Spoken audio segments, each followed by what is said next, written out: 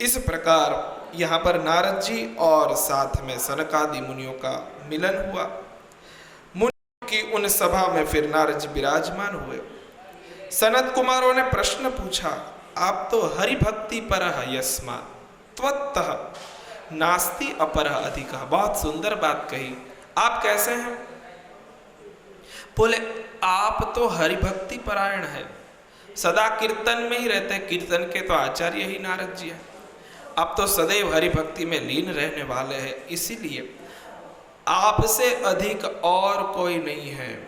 नास्ति अधिकः, आपसे बढ़कर दूसरा कोई नहीं है, आपसे बढ़कर और कोई है ही नहीं कि जो भगवान की कथा को देखे। एक सीधी बात है, कीर्तन क्या करता है? तो बोले कीर्तन कथा को पचने में मदद करता है।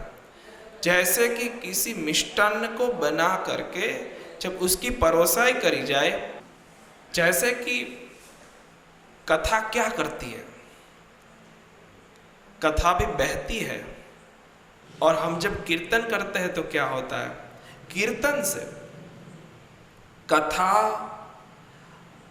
दरेक प्रत्येक नाम के उच्चारण के साथ हमारे भीतर जब पधार जाती है, इन दोनों के द्वारा कर्णरंध्र से, तब कर्णद्वार के द्वारा भीतर गई हुई कथा और हृदय के भाव के द्वारा प्रकट हुआ नामोच्चारण, दोनों का मिलन हो जाता है और उसी से कथा मजबूत बन जाती है।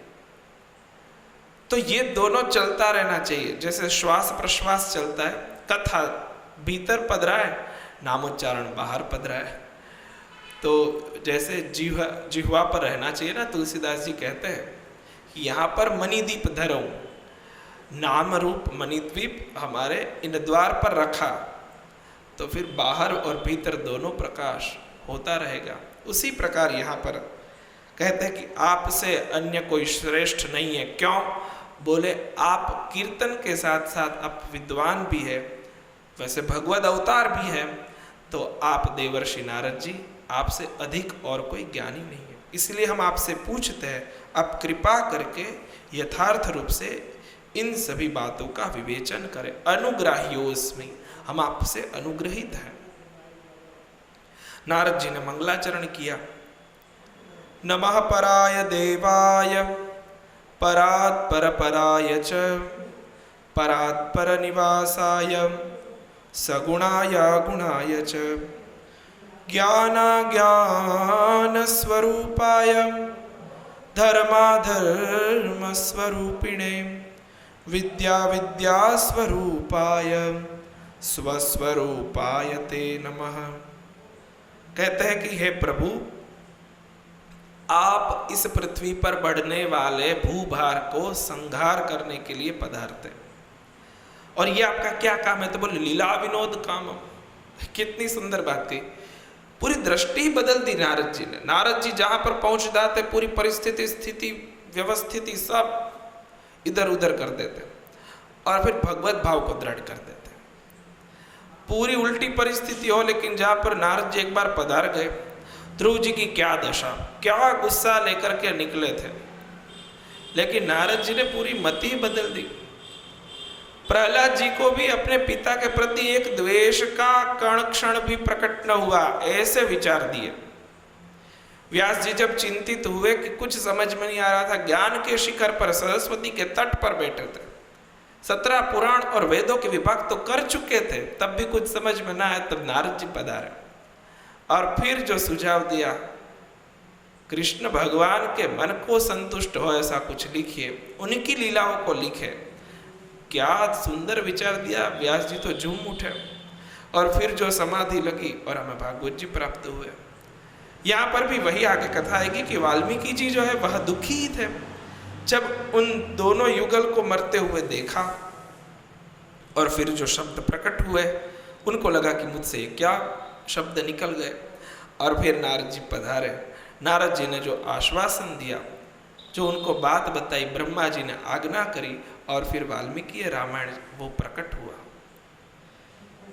कहते हैं कि यहाँ पर जो विनोद काम है, जो अपनी कामना, अपनी बातों को, अपनी लीलाओं को विनोद के लिए, जैसे रंतुम मनश्चक्रे, खेलने के लिए, एको हम बहुश्याम, जो उपनिषदों की बातें है उनको वैसे कहा जाए तो रंतुम मनश्चक्रे, भगवान क्रीड़ा करने के लिए पदार्थ है। तो भगवान ऐसा है, भगवान के दिव्य दिव्य अनेक चरित्र हैं जिनको हम करोड़ों वर्षों में भी नहीं गा सकते, ऐसी बहुत सुंदर स्तुति करी, रामायण कथा का महात्म्य कहा। सनत कुमारों ने कहा कि आप हमें वही कथा का रसास्वादन करवाइए जो कथा सुन करके सौदास को मुक्ति हुई। और जब सौदास का कुछ संकेत किया गया तो सनत कुमारों ने जिज्ञासा करी और फिर महात्म्य की कथा प्रकट करी। सनत कुमारों ने जब यह प्रश्न पूछा तो नारद जी कथा कहने लगे। कहा, आस्ते कृतयुगे विप्रो धर्म कर्म विशारदः सोमदत्त इति ख्यातो नामना धर्मपरायणः। जैसे वहां पर आत्मदेव की कथा है महात्म्य में, उसी प्रकार यहाँ पर यह सोमदत्त नाम के ब्राह्मण की कथा है। वह ब्राह्मण सौदास नाम से भी विख्यात थे और खूब गंगा जी के तट पर बैठकर उन्होंने गौतम मुनि से संपूर्ण धर्मों का उपदेश सुना था। गौतम मुनि ने उनको पुराण और शास्त्रों की कथाओं का ज्ञान करवाया और संपूर्ण धर्म का श्रवण कराया। फिर एक दिन की बात है कि सौदास शिव जी की आराधना में लगे थे, शिव जी का ध्यान पूजन कर रहे थे, तभी उनके गुरु गौतम मुनि वहां पर पधारे। अब स्वयं बैठे हैं शिव जी के ध्यान में, पता नहीं है कि अपने गुरु जी पधारे, तो सौदास तो ध्यान में ही बैठे, उनको नहीं पता है कि गुरु जी पधारे, वो तो अपनी ध्यान में आंख बंद करके बैठे। तो वो तो शांति रहे, अब कुछ प्रणाम न किया, न स्वागत किया, न अभिवादन किया, न कुछ। गौतम मुनि तो बहुत प्रसन्न हुए। स्पष्ट लिखा है, सतु शांता महाबुद्धि गौतम तेजसाम निधि शास्त्रोदितानि कर्माणि करोति समुदम ययो। बहुत सुंदर बात है। एक प्रसंगों को यदि हम ध्यान से सुने, हुआ है कि अपने शिष्य को इन शास्त्रोगदितम, शास्त्रों से प्रकट और कथित यह सारी क्रियाओं को करता देख गुरुजी प्रसन्न हो गए। गुरुजी कैसे प्रसन्न होते? बोले, गुरुजी ने जो कुछ भी कहा और गुरुजी ने अपने जीवन में जो कुछ भी किया, उनका अनुसरण और उनका अनुकरण करने की संपूर्ण दृढ़ चेष्टा हो, उन्हीं से गुरुजन प्रसन्न हो जाते हैं। तो यहाँ पर भी गौतम मुनि प्रसन्न हो गए। गौतम मुनि देखते हैं कि यहाँ पर सौदास तो अपने नित्य कर्म में लगे हैं, भगवान की पूजा और सेवा में लगे हैं। तो इन शास्त्रोक्त कर्मों का अनुष्ठान करता देख गौतम मुनि शांति से पूरे एक साइड होकर के, वो तो खड़े शिष्य की अभी वेट कर रहे कि अब वो कब उनका ध्यान पूर्ण हो। लेकिन जिनका वो आराधन कर रहे थे वो शिव जी को ठीक नहीं लगा। बोले, ऐसा नहीं होना चाहिए, ये तो त्रिभुवन गुरु है, तो गुरु परंपरा, गुरु मर्यादा का तो पूरा पालन, गुरु गीता के तो वक्ता ही वही है। तो उनको ये ठीक नहीं लगा कि ये अपने गुरु को देख करके भी अपने आसन से उठे नहीं। तो शिव जी प्रसन्न हो गए। ये तो पूरी प्रसन्न हो गए, मतलब प्रकट हो गए। कहते कि अपने मूर्ति से, शिवलिंग से प्रकट हो गए। और जैसे ही प्रकट हुए तो सौदास तो कुछ अब ऐसे ही खड़े हो गए कि क्या होगा। अब क्या होता है कि जब गुरुजन का दर्शन हो जाए और साथ में भगवान का भी दर्शन हो जाए तो पता नहीं चलता कि अब क्या होगा। यहाँ तो पूरी सौदास की तो बात ही उल्टी है। भगवान ने तो प्रकट होकर के यही कहा, श्राप दिया कि तुम जाओ राक्षस योनि में, अपने गुरु की आपने अवहेलना करी। अब वो सौदास की तो पूरी हालत ही बिगड़ गई कि हमको तो पता ही नहीं था गुरुजी पधारे और ये सब हो गया। अब गुरुजी को विनय विवेक करने लगे। वैसे भी वो विनयेषु च कोविदः, विनय करने में तो वे वैसे बोलने में तो बहुत समर्थ थे, ऐसा लिखा है। तो तुरंत अपने गुरु जी के चरणों में प्रार्थना करी, हे गुरु जी क्षमस्व भगवान सर्वम अपराध कृतो मया, मुझसे अपराध हो गया। वैसे मेरा ये भाव नहीं था, लेकिन सर्वदर्शिन सुरेश्वर, आप तो सब कुछ देख रहे थे, आपको तो सब पता है, आपने देखा ना कि मेरा ये भाव नहीं था, मैं वैसे ध्यान में था, ये हो गया। सर्वम अपराध मया कृत, मुझसे हो गया। तभी गौतम जी ने कहा कि आप चिंता न करें, नवाह नाचैव श्रोतव्यम भक्ति भावेन सादरम नात्यंतिकम भवेदेत द्वादशाब्दम भविष्यति। यह श्राप तो अभी रहेगा, लेकिन द्वादशाब्दम 12 वर्ष तक ही रहेगा, बहुत नहीं, आगे कुछ उस योनि का दुख आपको नहीं रहेगा। लेकिन तब तक आप ऐसा करिए, रामायण की कथा सुनिए। उपाय बता दिया।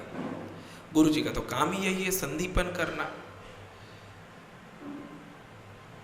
गुरु का काम क्या है? वो हमारे लिए पूरा मटेरियल तैयार करके देते हैं और फिर हमें आज्ञा देते हैं, हमें मंत्र, मूर्ति, माला सब देते हैं, और फिर गुरु जी कहते हैं कि अब आप प्रैक्टिस करो। और जो रियाज करता है उसी का राज होता है, जितना रियाज किया उतना राज बढ़ेगा।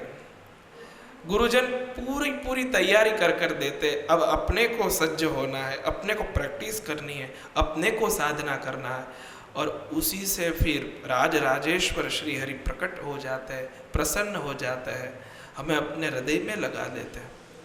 यहाँ पर भी गौतम मुनि की बात सुन करके विप्र तो फिर चले। सौदास ने गुरुजन के चरणों में प्रणाम किया और फिर आगे चले। फिर तो क्या, आगे कि उनका जो श्राप था वह काम करने लगा। अपने आश्रम में गए गौतम मुनि, यहाँ पर वह भूख और प्यास से पीड़ित राक्षस योनि में पड़ा है, और फिर राक्षसी वृत्ति के कारण कई जीवों को उसने खा लिया। बहुत वह हैरान हो गया। उसके प्रभाव से और उसके आक्रमण से, उसके कार्यों से पूरी पृथ्वी त्रस्त हो गई, क्योंकि राक्षस ही वृत्ति थी। दूसरे वन में वह जा गया और वहां पर नर्मदा जी के तट पर पहुंचा। वहां पर कलिंग देश में गर्ग नाम से विख्यात ब्राह्मण का दर्शन हुआ। उनको पकड़ लिया, कहा कि मैं तुम्हें खा जाऊंगा, मैंने तो कई ब्राह्मणों को खाया है, तुम्हें भी आज खाऊंगा। लेकिन जब उसे पकड़ने के लिए गया वो, तो वह राम नाम का जप कर रहे थे, इसीलिए वह हाथ में ना आए। और यह प्रभाव देख करके सुदास की बुद्धि ठिकाने आई और फिर पूरा महात्म्य सुना। कहा कि आपके पास तो नाम रूपी कवच है, इस कवच के कारण मैं आपको पकड़ नहीं पा रहा हूं, इसलिए हे प्रभु आप मुझे कृपा करिए, मुझे भी आपकी ही तरफ बचा लीजिए, राम नाम का कवच मुझे भी पहना दीजिए, हम भी भगवत भक्ति से भर जाए, ऐसी कृपा करिए। तब गर्ग मुनि के पास कार्तिक मास के शुक्ल पक्ष में वह प्रयत्न पूर्वक राम कथा का श्रवण करते हैं। कहते हैं कि उसी के प्रभाव से, भगवान के नाम से, भगवान की कथा के प्रभाव से सौदास की मुक्ति हुई, उनका राक्षसत्व दूर हुआ, और कोटि सूर्य प्रतीकाशो नारायण समप्रभ। जैसे वहां पर धुंधुकारी भी वनमाली हो गए थे और पीतांबर धारण कर लिया था, उनका भी रूप वैसा ही हो गया था जैसे भगवान का था। उसी प्रकार यहाँ पर ये भी भगवद रूप हो गए। शंख चक्र गदा पाणि हरे सद्म जगामसः, भगवान की ही तरह उनका रूप हो गया। गर्ग मुनि की तो वह खूब प्रशंसा करने लगे, जैसे वहां पर गोकर्ण जी की धुंधुकारी जी ने प्रशंसा करी है। और फिर सम्यक जगाम हरि मंदिरम, भगवान के धाम में पहुंचे। नारद जी ने इस प्रकार कार्तिक मास में यह कथा सुनने का विशेष फल बताया। यन्नाम स्मरणादेव महापातक कोटिभिः विमुक्तः सर्व पापेभ्यो नरो याति पराम गतिम। सिर्फ और सिर्फ रामायण इतना बोल देने से नरो याति पराम गतिम, वह भगवान की परम गति को, भगवान के चरणों को प्राप्त कर लेते हैं, सभी पापों से मुक्त हो जाते हैं। सिर्फ रामायण इतना सकृदपि उच्यते यदा तदैव पाप निर्मुक्तः विष्णु लोकम स गच्छति। रामायण यह सुन लेने से, कह देने से व्यक्ति विष्णु लोक में चला जाता है। ऐसी प्रकार गंगा स्नान से भी 100 गुना पुण्य इस रामायण शब्द का है, क्योंकि इसमें राम शब्द भी है और अयन मतलब संपूर्ण रामचरित्र। इसी प्रकार राम कथा का श्रवण करने मात्र से, उच्चारण करने मात्र से भगवत धाम की प्राप्ति हो जाती है। इस प्रकार प्रथम यह कार्तिक मास की कथा श्रवण का फल यहाँ पर कहा। तृतीय अध्याय में माघ मास में रामायण का फल क्या होता है वह कहा। कार्तिक मास की क्या महिमा है, उसी प्रकार यहाँ पर माघ मास की क्या महीना है वह कहा। शृणध्वम ऋषयः इतिहासम पुरातनम अति विचित्रम। नारद जी ने कहा कि यह तो अति विचित्र है। कहते हैं कि यह चरित्र सर्व रोग विनाशनम, सभी रोग और पाप को प्रशमन करने वाला है। एक बार ऐसा हुआ कि सुमति नाम का एक राजा था। जन्म चंद्रवंश में हुआ था, 7 द्वीप का सम्राट और श्री संपन्न था। मन सदैव धर्म में लगा रहता था, हितैषी, शांत था। पत्नी थी, एक पतिव्रता थी, सत्यवती उसका नाम। दोनों रामायण पढ़ते और रामायण सुनते और उसी में संलग्न रहते। बहुत पूर्त कर्म किए थे उसने। एक दिन ऐसा हुआ कि उस राजा के घर दोनों की प्रशंसा सुनकर, दोनों के महात्म्य को सुनकर विभंडक मुनि उनका दर्शन करने के लिए पधारे और खूब प्रशंसा करी।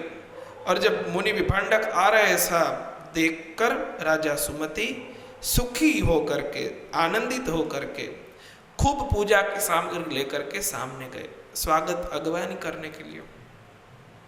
अतिथि सत्कार जब संपन्न हो गया तब शांत भाव से आसन पर विराजमान होकर के राजा ने मुनि से पूछा, हे भगवान, कृतकृत्यः अद्य त्वद अभ्यागमनेन भोः सताम आगमनम संतः प्रशंसन्ति सुखावहम। आप जैसे महापुरुषों का यहाँ आगमन हुआ, हम तो कृतकृत्य हुए। हम आपकी क्या प्रशंसा करें, आपकी आगमन की क्या बड़ाई करें। जहां पर महापुरुषों का प्रेम होता है, यत्र स्यान महताम स्यु, क्या कह रहे आप सुनिए कि जब हमारे घर किसी महापुरुष की पधरावनी होती है, हमारे सदगुरु या तो हमारे घर कोई संत पधारते हैं तो क्या होता है। राजा कह रहे हैं यत्र स्यान महताम प्रेम तत्र स्युः सर्व संपदः तेजः कीर्तिर्धनम पुत्र इति प्राहुर्विपश्चितः। जिनके घर महापुरुषों का प्रेम होता है वहाँ सारी संपत्तियां अपने आप उपस्थित हो जाती है, तेज, कीर्ति, धन और पुत्र सभी वस्तु उपलब्ध हो जाती है। ऐसा विद्वान पुरुषों का कथन है। कह रहे कि हे प्रभु आप पधारे, आप कहिए, कुछ आज्ञा करिए। वयम किम करवाणी, हम आपके लिए क्या करें। ऋषि ने कहा कि आपने जो कुछ कहा वह सब आपके अनुकूल है। आप जो कुछ भी पढ़ रहे हैं वह तो श्री हरि को भी संतुष्ट करने वाला है। अब जिनका पाठ करते हैं वह जब माघ मास में प्रयत्नशील हो करके पारायण किया जाए तो उसका खूब महत्व है। आप उनका महत्व सुनिए। पूर्व जन्म में मैं मालती नामक शूद्र था। अब राजा अपने जीवन के पूर्व भाव का कह रहे हैं। जब इस प्रकार बखान किया तो अपने ही बारे में कह रहे। पूर्व जन्म में मैं मालती नामक शूद्र था, मैं कुमार्गी था और इस प्रकार मैं इधर उधर भटकता रहता, दुखी होकर वन में चला गया। वहाँ जाकर मांस मदिरा सब कुछ खाता रहता, पीता रहता, भूखा प्यासा थका मांदा इधर उधर में भटकता। एक दिन मैं वहाँ पर दैव योग से ही वशिष्ठ जी के आश्रम पर पहुंचा। वशिष्ठ जी के आश्रम में जाकर मैंने देखा विशाल सरोवर, पुष्पों का, वृक्षों का समूह और नित्य सात्विक वातावरण। वहां पर देखकर पास में ही मैंने एक छोटी सी झोपड़ी बना ली और वहीं पर मैं निवास करने लगा। स्फटिक की शिलाओं को जोड़कर दीवार करके मैं वहीं पर रहने लगा। उसी के पश्चात ये मेरी साध्वी पत्नी भी वहां पर आई, जो पूर्व जन्म में उनका नाम था काली, निषाद कुल की कन्या थी, विंध्य प्रदेश में वह उत्पन्न हुई थी।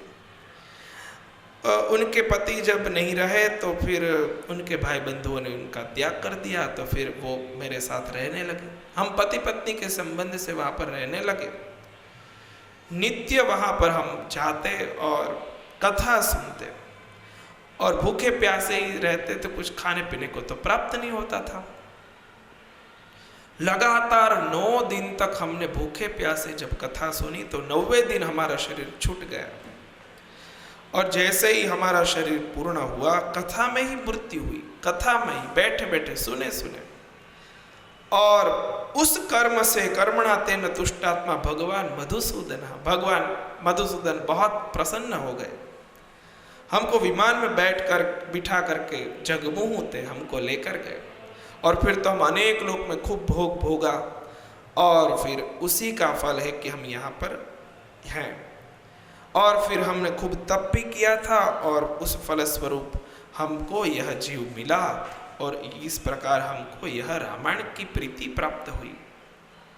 ये सब तो एक ही जन्म में थोड़ी न प्राप्त होता है, बहुत जन्मों के पुण्य, भाग्योदयन बहु जन्म समर्जितेन, जब बहुत सारे भाग्य प्रकट हो जाते हैं। यदा भाग्यम भवेत् भूरि भवतो दर्शनम तदा। ये सामान्य बात नहीं है कि हम वैसे ही कथा में बैठे और हमको कथा मिल रही है। ये भाग्य है कि किसी ना किसी रूप से हमको कथा प्राप्त हो रही है, सुनना प्राप्त हो रहा है। साधन मार्ग कुछ भी, कोई भी स्थान, कोई भी समय, कोई भी वक्ता, कोई भी संकल्प, कोई भी, लेकिन हमको कथा सुनने को मिल रहे, वो हमारा भाग्य है। इससे विशिष्ट भाग्य हमारा कोई नहीं हो सकता, कारण कोई भी हो, हमको कथा मिल रही, ये भाग्य ही है। नहीं तो जब अब हम ये कथा सुन रहे, उस समय में हम कुछ भी और कुछ भी कर सकते हैं ना, लेकिन हम वह नहीं कर रहे, क्योंकि हमको भगवान ने चुना है। जो चुने हुए लोग हैं वही कथा में बैठ सकते, उसी को कथा प्राप्त होती है। कथा उसी को प्राप्त होती है जिसको भगवान स्वयं अपनी ओर खींचना चाहते हैं। ये कथा क्या करती है? कर्षयति स्थापयति, जो कर्षित भी करती है, आकर्षित भी करती है, और फिर स्थितिम करोति, और फिर हमको बिठाती भी है। कथा ये दोनों काम करती है, इसीलिए कथा का महात्म्य बहुत ज़्यादा है, क्योंकि कथा में वही लोग बैठते हैं जिनको श्री कृष्ण, जिनको श्री राम, श्री हरि स्वयं खींचते हैं। इसीलिए कथा वह हमें चुने हुए लोगों को ही प्राप्त होती है। इस प्रकार राजा ने अपने जीवन के बारे में कहा कि जो यह दिव्य आख्यान सुनता है, सर्व पाप प्रणाशनम वाचयेत् शृणुयाद वापि राम भक्तश्च जायते, वह राम जी का भक्त हो जाता है। इस प्रकार तृतीय अध्याय में माघ मास की कथा का श्रवण फल प्रकट किया। फिर चतुर्थ अध्याय में चैत्र मास की रामायण का पठन का इतिहास कहा। वहां पर प्राचीन इतिहास है कि एक कलिक नाम का व्याध था, खूब पाप कर्म करता था। सौवीर नगर में एक बार वो गया, वहां पर एक मंदिर था। मंदिर में बहुत सोने के कलश चढ़े हुए थे, और उसे देखकर व्याध को प्रसन्नता हुई। प्रसन्नता क्यों हुई? बोले वो चोरी करना चाहता था। उसको ये नहीं था कि मंदिर इतना सुंदर दिव्य भव्य है, वो भाव नहीं था। दृष्टि वो है ना, जैसी दृष्टि वैसी सृष्टि। कहीं ये देखते दर्शन करने के लिए कि वाह प्रभु ने क्या सुंदर आज तो श्रृंगार किया है, क्या सोने के आभूषण है, क्या सुंदर नुपुर है, क्या सुंदर हार है, क्या सुंदर कुंडल है, क्या सुंदर सब विराजमान है, और प्रभु सुंदर दिख रहे हैं, वारी जाए। लेकिन किसी चोर को दर्शन के ले जाओ तो अरे वाह क्या सोने का हार है, इसका तो कम से कम 70-80,000 तो आ ही जाए। क्या नुपुर है, कम से कम ये इतने लाख का तो होगा ही। क्या ये मोहर इसका ये हो सकता है, कहाँ रखते होंगे, कब इसको रखते होंगे, कैसे इसको हम पाले, इसको चुरा। चोर के मन में वही चलेगा ना, अब तो जिसकी जैसा काम उसको तो वही दिखेगा। तो कहते कि वो वहाँ पर गया, और वहाँ पर मन हुआ कि हरामी अत्र सुवर्णानी, अब इन सारे सुवर्णों को हम चोरी करके ले जाएं।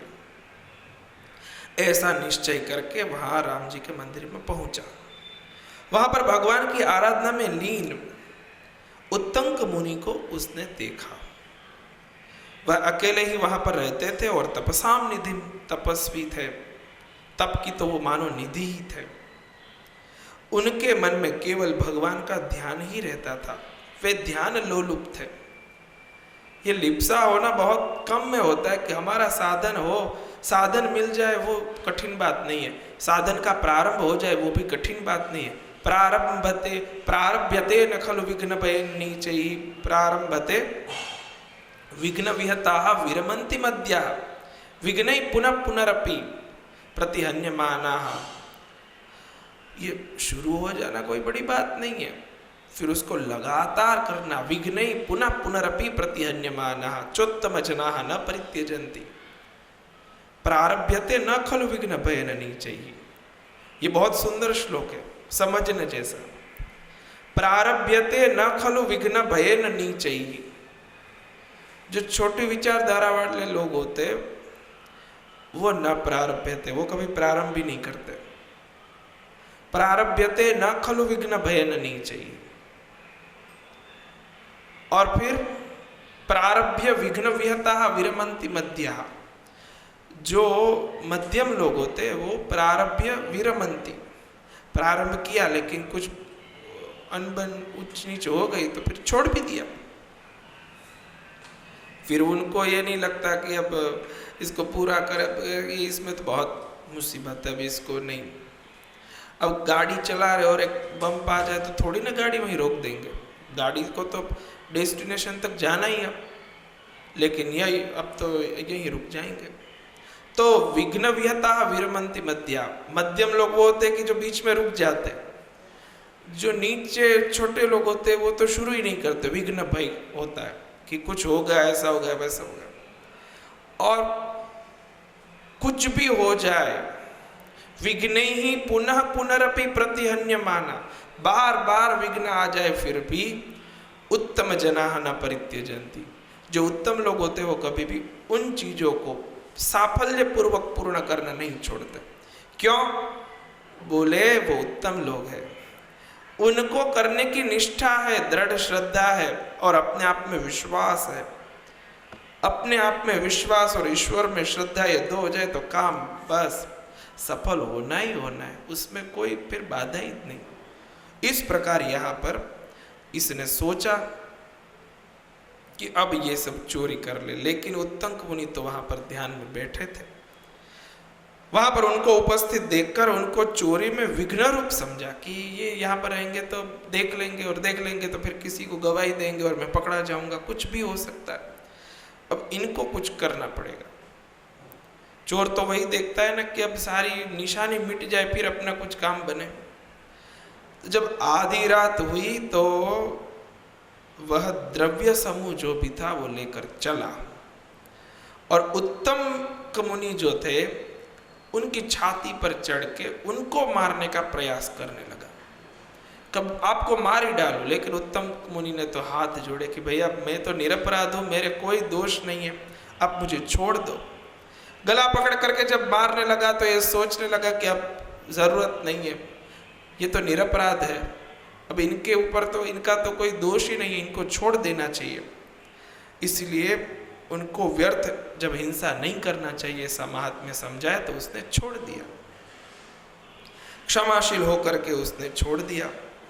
अंत में फिर उसने जब छोड़ा, उत्तंक मुनि की बातों पर उसे विश्वास आया तो हाथ जोड़कर कहने लगा, आप मुझे क्षमस्वेति, आप मुझे क्षमा कर दीजिए। पुनः पुनः ऐसी बात जब करी तब उन महात्मा के संग के प्रभाव से, तत्संगस्य प्रभावेण हरि ही सन्निधि मात्रतः गत पापः लुब्धकश्च सानुतापो भवद्ध्रुवम्। सत्संग का क्या महत्व है? देखिए, हम कथा में बैठे तो फिर कथा हम में बैठे ही जरूरी नहीं है, लेकिन हमारा कथा में बैठना जरूरी है। बैठने मात्र से कल्याण है, तो कथा हम में टिके, कथा हम में विराजमान हो, ये जरूरी नहीं, लेकिन हम कथा में विराजमान हो जाए ये जरूरी है। तो तत्संगस्य प्रभावेण, सिर्फ संग का ही प्रभाव बहुत कुछ कर देता है। जैसे पानी में शक्कर मिल जाती है तो क्या प्रभाव होता है, और नमक मिल जाए तो क्या प्रभाव होता है। तो नमक और शक्कर दोनों का संगी तो वो उनको तो सिर्फ रख दो तो भी वो अपना प्रभाव तो दिखाएगा ही, संग का प्रभाव। तो इस प्रकार इनको भी जब पश्चाताप हुआ तो उन्होंने कहा कि आपके दर्शन मात्र से मेरे पाप नष्ट हो गए, आप मुझे कुछ ज्ञान दीजिए, आप मुझे समझाए कि काम गति मापने मैं क्या करूं। तब उत्तंक मुनि ने कहा, आप ऐसा करिए, चैत्रे मास इसिते पक्षे कथा रामायण से च, आप चैत्र मास में रामायण की कथा सुनिए। नवान्ना किल श्रोतव्या, ये नवान्न कथा आपको सुननी चाहिए। यस्य श्रवण मात्र ही सर्व पापै प्रमुच्यते, जिसके श्रवण मात्र से सभी पाप आपके दूर हो जाएंगे। इस प्रकार व्याध को धरती पर पड़ा हुआ देख दयालु उत्तंक मुनि बड़े विस्मित हुए और उनके ऊपर आशीर्वाद की वर्षा करी। और फिर जो वो कलिक व्याध था उसने कथा के प्रभाव से अपने जीव को शांततया भगवत चरणों में स्थिर किया और फिर भगवान उनको विमान पर आरूढ़ होकर लेने के लिए पधारे। इस प्रकार महापाप से वो छूट गया।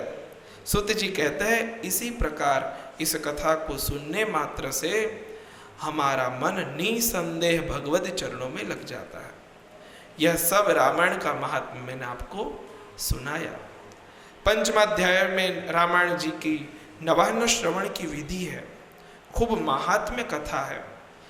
पोथी जी का पूजन और व्यास जी का पूजन और फिर कथा किस प्रकार सुननी चाहिए, ये सारे थोड़े नियमों की चर्चा करी। रामायण का महात्म्य कहा।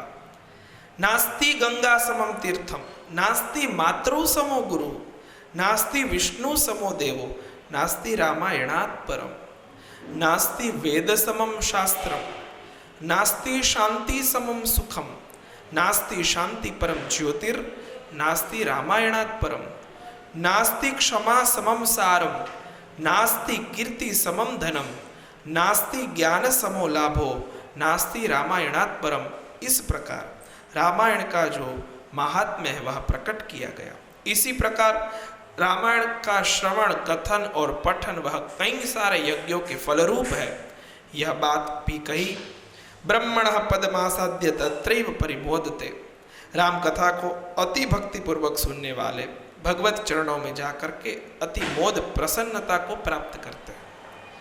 कहा कि सिर्फ आधा श्लोक भी जो सुन ले, नरोत्र श्रद्धया युक्तः श्लोकम श्लोकार्धमेव च, जो श्लोक या तो श्लोक का आधा पाद भी सुन ले, जैसे भागवत जी में ही श्लोकार्धम श्लोकपादम वा नित्यम भागवतस्य च नित्यम पुण्यम वाप्नोति राजसूयाश्वमेधयो, जो राजसूय और अश्वमेध यज्ञ के अभृत स्नान पर्यंत का जो फल है वह सिर्फ भागवत जी के श्लोक के एक पाद का श्रवण करने मात्र से प्राप्त हो जाता है, वह यहाँ पर कहा गया। इस प्रकार यह सर्वोत्तम श्रवणीय ग्रंथ है। यह कहते हुए कहा कि सद्भक्त वत्सलो देवो भक्त्या तुष्यति नान्यथा, यह तो ऐसा ग्रंथ है कि जिससे भगवान स्वयं प्रसन्न और तुष्ट हो जाते हैं।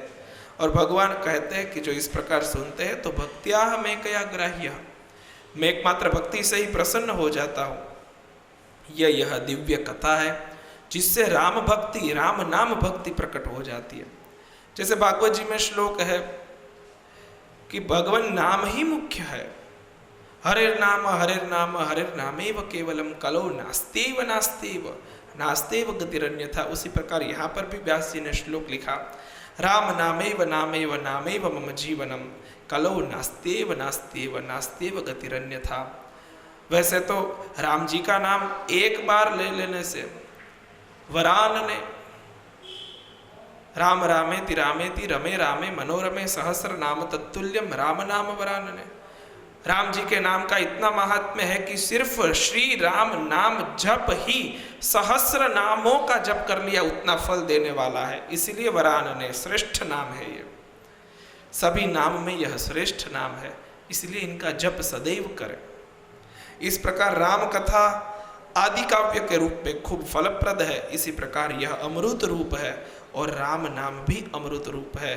इस प्रकार यह लोक परलोक के फल देने में समर्थ यह कथा का वर्णन किया।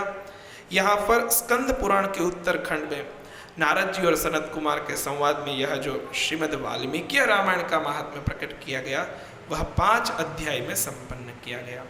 श्री रामचंद्र भगवान की जय। श्री राम जय जय राम। श्री राम जय जय राम। श्री राम जय जय राम। श्री राम जय जय राम। जय जय हनुमान गुसाई, कृपा करहु गुरुदेव की नाई। श्री राम जय जय राम। श्री राम जय जय राम। मंगल भवन अमंगल हारी, द्रवौ सुदशरथ अजिर बिहारी। श्री राम जय जय राम। श्री राम जय जय राम। श्री राम जय जय राम। भगवान नाम के साथ आज के इस सत्संग का हम यही विराम करें। इसी प्रकार हमारी यात्रा चलती रहेगी। कल से श्रीमद् वाल्मीकि रामायण के बालकांड के प्रथम सर्ग से हम इस कथा का श्रवण करेंगे और दिव्य रामचरित्र का श्रवण करेंगे। श्री लव और कुश जी दोनों भगवान के दिव्य पुत्रों के द्वारा यह कथा किस प्रकार विस्तारित हुई, वाल्मीकि जी को किस बात का संशय हुआ और उसी के फलस्वरूप यह ग्रंथ प्रकट हुआ और उसी के साथ साथ भगवान की यह दिव्य कथा हम तक पहुंची, जिसमें श्री किशोरी जी का खूब अनुग्रह हमें है और किशोरी जी के भावों को वाल्मीकि जी ने किस प्रकार लिखकर हम सभी के ऊपर अनुग्रह किया, यह बाल कांड से लेकर के पूरी कथा को हम सुनेंगे। आज इस कथा को जय घोष के साथ संपन्न करें, आज के सत्संग को विराम करें। श्री रामचंद्र भगवान की जय। श्री जानकी वल्लभ भगवान की जय। श्री हनुमान जी महाराज की जय। सद्गुरु देव की जय। ओम नमः पार्वती पतये। हर हर महादेव हर।